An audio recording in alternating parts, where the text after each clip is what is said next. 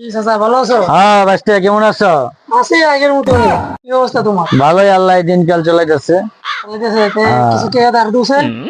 আরে বেটা, টাকা লইবি? কয় টাকা লাগবে তোর? দে বাস্তে, কত টাকা কত ভাবে শেষ করে লাই। টাকা লাগবে কত বল?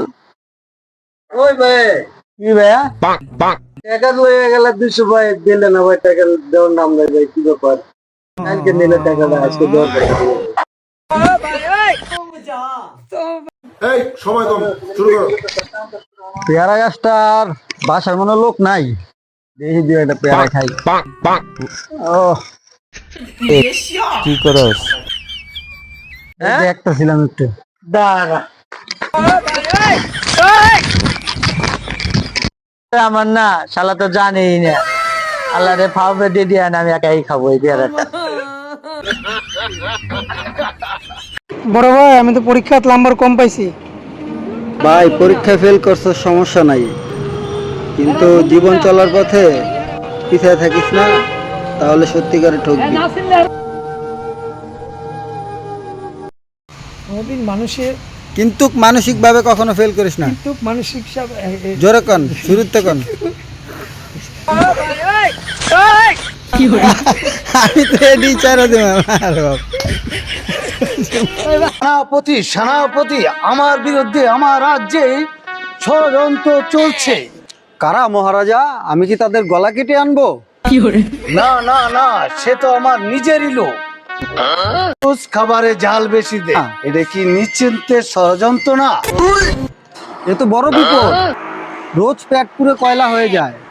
চুপ করো সেনাপতি, দেওয়ালেরও কান আছে। কাল রাতে জাল খেয়ে ঘুমাতে পারি নাই মহারাজ, নিশ্চিন্তে ষড়যন্ত্র চলছে। না না সেনাপতি, আমি সিদ্ধান্ত করেছি কালকে থেকে আমার রান্না আমি করে খাবো। আপনি রান্না করবেন? আগের বার তো চা বানাতে গিয়ে পানিই শুকিয়ে ফেলেছিলেন। তা হবার হোক, নিজের ষড়যন্ত্র নিজে রান্না করে খাবো।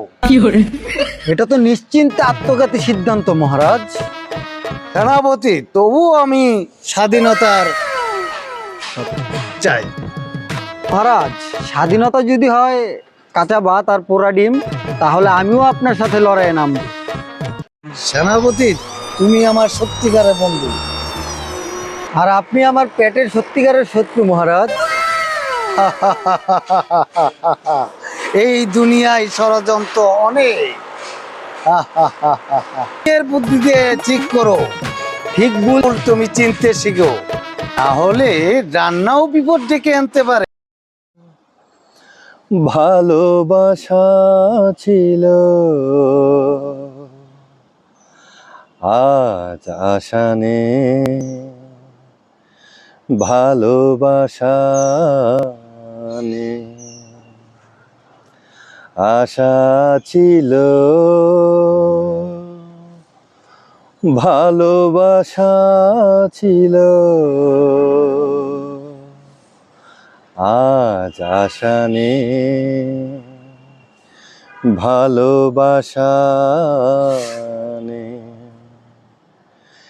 এই সেই কৃষ্ণচূড়া, যার তলে দাঁড়িয়ে চোখে চোখ হাতে হাত রেখে কথা যেত হারিয়ে, আজ এখানে আমার আশার সমাধি, ব্যথা জানাবার ভাষা নেই, আজ আশা নেই, ভালোবাসা নেই, আশা ছিল, ভালোবাসা ছিল, আজ আশা নেই, ভালোবাসা নেই। Thank you.